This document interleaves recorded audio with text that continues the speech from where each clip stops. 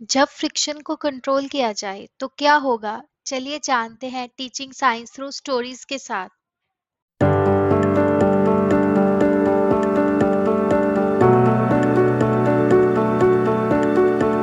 रोहन और रिया अपनी science lab पहुंचे। वहां अंकल साइंस ने उनके लिए एक नया एक्सपेरिमेंट तैयार कर रखा था। रोहन उत्साहित होकर, आज हम क्या सीखने वाले हैं अंकल साइंस? रिया, क्या हम फ्रिक्शन को कम और ज्यादा कर सकते हैं? अंकल साइंस, बहुत अच्छा सवाल। चलो आज हम यही सीखेंगे कि कैसे हम फ्रिक्शन को कंट्रोल कर सकते हैं। इसके लिए पहले हमें फ्रिक्शन के टाइप्स के बारे में जानना होगा। फ्रिक्शन के टाइप्स। स्टैटिक फ्रिक्शन, जब कोई वस्तु रुकी हुई होती है और उसे हिलाने की कोशिश की जाती है तो स्टैटिक फ्रिक्शन उसे रोकता है। स्लाइडिंग फ्रिक्शन, जब कोई वस्तु किसी सरफेस पर खिसकती है तो ये स्लाइडिंग फ्रिक्शन उसे स्लो करता है। रोलिंग फ्रिक्शन, जब कोई वस्तु पहियों या गोल आकार में घूमती है तो ये रोलिंग फ्रिक्शन कम होता है। फ्लूइड फ्रिक्शन, जब कोई वस्तु हवा या पानी में चलती है तो ये फ्लूइड फ्रिक्शन उसे रोकने की कोशिश करता है। अब आपकी बारी। इनमें से कौन सा फ्रिक्शन सबसे ज्यादा रेजिस्टेंस देता है?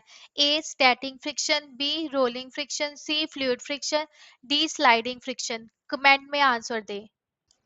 अब अंकल साइंस ने एक लकड़ी की तख्ती को दो हिस्सों में बांट दिया। एक हिस्से पर उन्होंने तेल लगाया और दूसरे हिस्से को वैसे ही छोड़ दिया।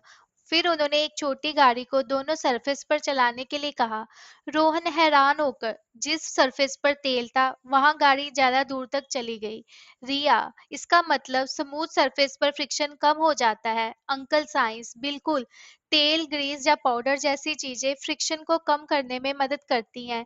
यही कारण है कि मशीनों में ग्रीस लगाई जाती है ताकि उनके पार्ट्स आसानी से काम कर सके। अब एक सवाल आप सबके लिए। बताओ, गाड़ियों के इंजन में फ्रिक्शन को कम करने के लिए क्या लगाया जाता है? ए पानी, बी ग्रीस, सी धूल, डी रबर। कमेंट में आंसर दें।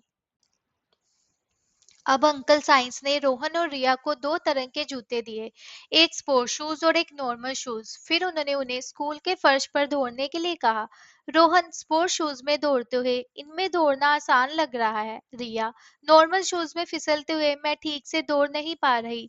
अंकल साइंस, स्पोर्ट शूज में बने ग्रिप्स स्टैटिक और स्लाइडिंग फ्रिक्शन को बढ़ाते हैं जिससे दौड़ने में आसानी होती है। इसलिए धावक और फुटबॉल खिलाड़ी खास जूते पहनते हैं।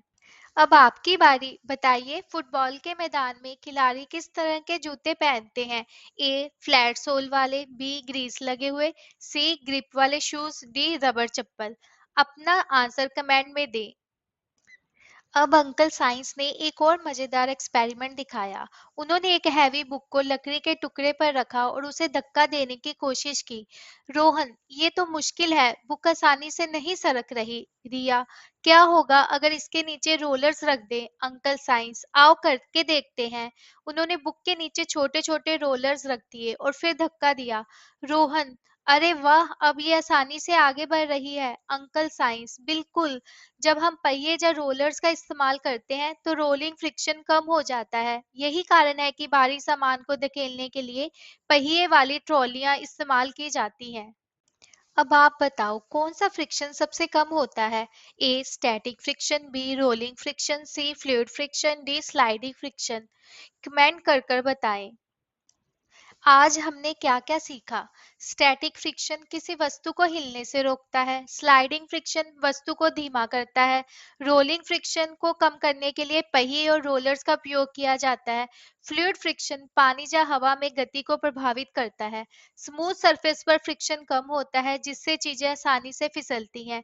तेल, ग्रीस और पाउडर फ्रिक्शन को कम करने में मदद करते हैं। टायर के खांचे, स्पोर्ट शूज और सैंड पेपर जैसी चीजें फ्रिक्शन को बढ़ाने में मदद करती हैं। पहिए और रोलर्स फ्रिक्शन को कम करते हैं जिससे भारी सामान को आसानी से खींचा जा सकता है। रोहन, तो फ्रिक्शन को बढ़ाया भी जा सकता है और घटाया भी। रिया, हाँ, और हमें इसे सही जगह पर सही तरह से इस्तेमाल करना चाहिए। अंकल साइंस, बिल्कुल सही। अगली बार हम देखेंगे कि फ्रिक्शन का इस्तेमाल कहाँ कहाँ किया जाता है और ये हमारी जिंदगी को कैसे आसान बनाता है। तब तक एक्सपेरिमेंट करते रहो और सीखते रहो, और वीडियो को लाइक, शेयर और चैनल को सब्सक्राइब करना मत भूलना।